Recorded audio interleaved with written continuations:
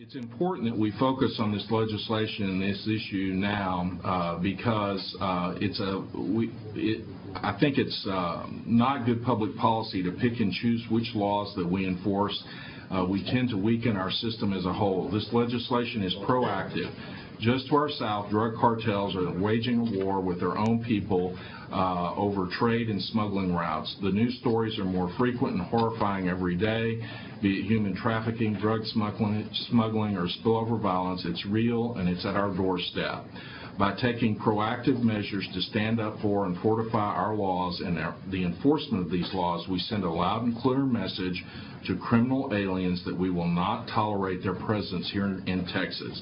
By creating a uniform standard statewide for how these laws will be interpreted, we propagate safer streets and neighborhoods.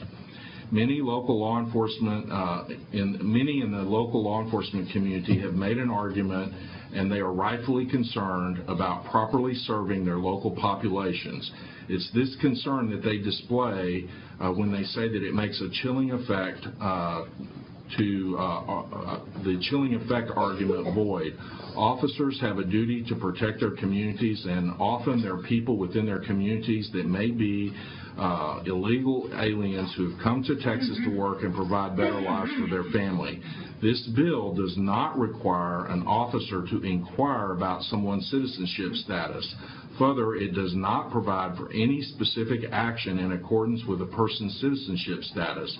Rather, the option of inquiry is available to the officer at their discretion when a case or a situation warrants that information.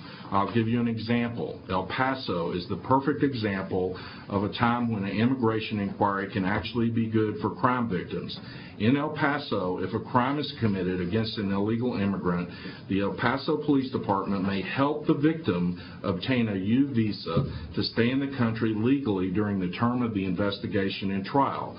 Without the ability to inquire about immigration status, the El Paso Police Department would not be able to assist the victim in this way.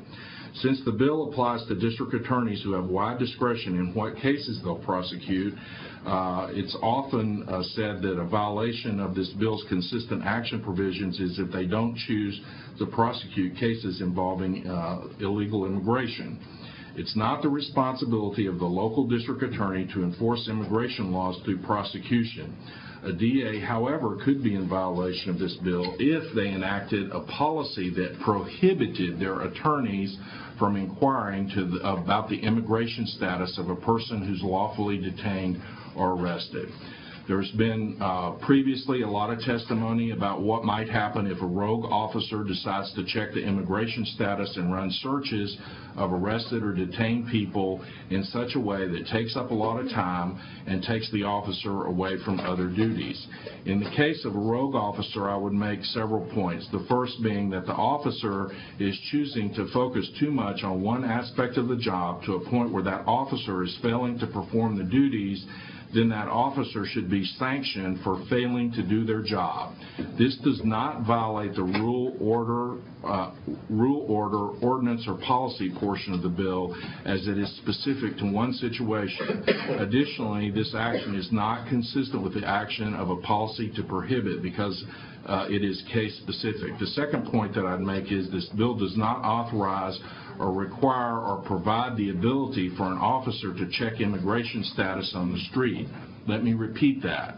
This bill does not authorize or require or provide the ability for a Texas law enforcement officer to check someone's immigration status on the street.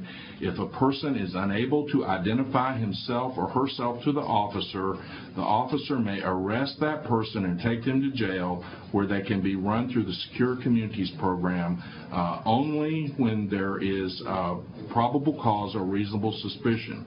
With this argument in mind, it's entirely possible that an officer may become fixated with traffic violations. If the management of that police department is concerned with the officer's time management, they can explain to the officer where their job is more important than traffic violations and other duties to be performed. This doesn't mean that the management would be making a policy to prohibit the enforcement of traffic violations, but rather that there are many tasks that must be performed by law enforcement officers.